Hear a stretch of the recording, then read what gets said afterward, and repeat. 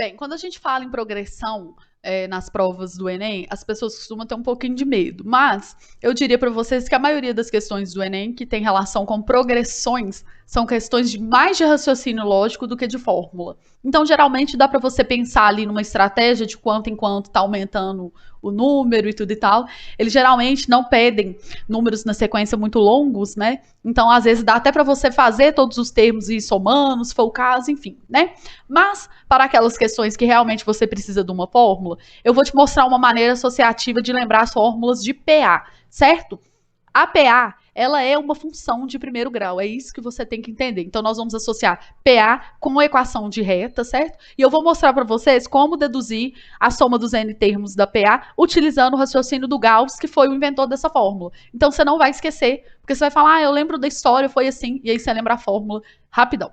Olha só, a função de primeiro grau ela é dada na fórmula y é igual a x mais b ou a x mais b é igual a y. O que eu vou fazer aqui é o seguinte, eu vou trocar a posição. Eu posso falar que b mais ax é igual a y. Afinal, a ordem da soma não altera o resultado, né? Então, eu posso colocar o b na frente.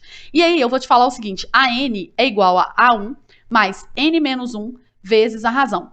Correto? Só que aí aqui, eu vou pôr esse R aqui na frente, combinado? Porque a ordem da multiplicação também não altera o produto. Então, eu vou pôr R, N, menos 1. Agora, você acabou de transformar a PA para uma linguagem mais de equação de primeiro grau. O Y, ele é igual a N, certo? Ele substitui o AN.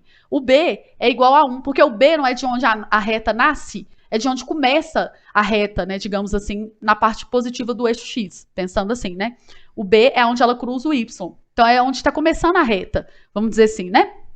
E aí, se bem que reta não tem começo nem fim, mas é porque problema de PA, a gente pensa em termos, números naturais, né? A gente não está pensando em números quebrados, nem números negativos, nem nada disso. Então, vamos pensar só na parte positiva aqui do X, ó, certo? Então, aqui está o nosso B. A reta pode ser ascendente ou descendente, correto? Então, o B é o termo A1. O A, ele está relacionado à razão. Quanto maior a razão, mais a progressão não vai crescer? Quanto menor, menos ela não vai crescer, então ela está relacionada a esse ângulo. Quando é muito grande o A, o ângulo não é positivo, né? A ascendência, ela é ascendente e o ângulo é elevado, é ângulo alto, né? Quando o A é negativo, ela é baixa, certo? Aqui é a mesma coisa, ó, a razão, se a razão for positiva e o número for grande, ela vai fazer a minha PA crescer muito. E se for negativa, vai fazer diminuir. Então, o A da reta é a razão da PA.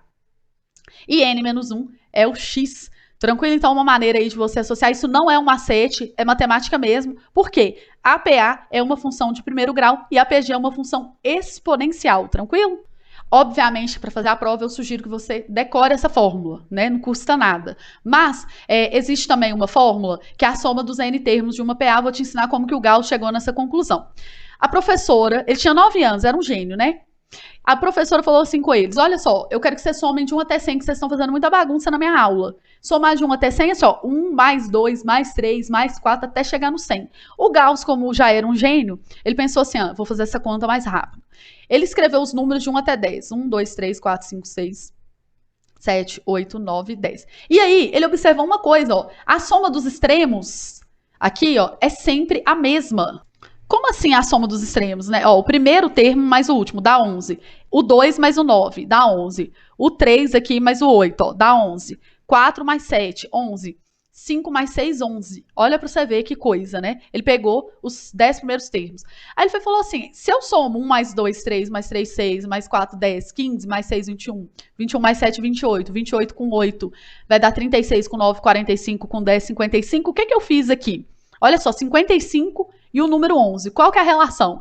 Ele viu quantos pares que dava para formar com o primeiro e com o último. Então, ele pegou 1 aqui, 2, 3, 4, 5. Ele falou assim, olha só, é 5 vezes 11. Então, como que ele deduziu que seria a fórmula? Ele pega o primeiro termo mais o último e multiplica pela quantidade de termos, que são 10 dividido por 2. Assim, ele acha os pares que dá para formar entre o primeiro e o último da sequência, certo? E aí, trazendo isso para uma linguagem mais genérica, fica assim, ó, a N, desculpa, A1, que é o primeiro termo, a N, que é o último termo, N, que é o número de termos, dividido por 2. Então, a soma do enésimo termo dos N termos de uma PA vai ser A1 mais AN, que multiplica N sobre 2, certo? Então, aí, ó, uma criança de 9 anos teve esse raciocínio. Obviamente, ele era um gênio, né, da ciência. Mas, se você lembrar o que ele fez, você consegue lembrar da fórmula, beleza?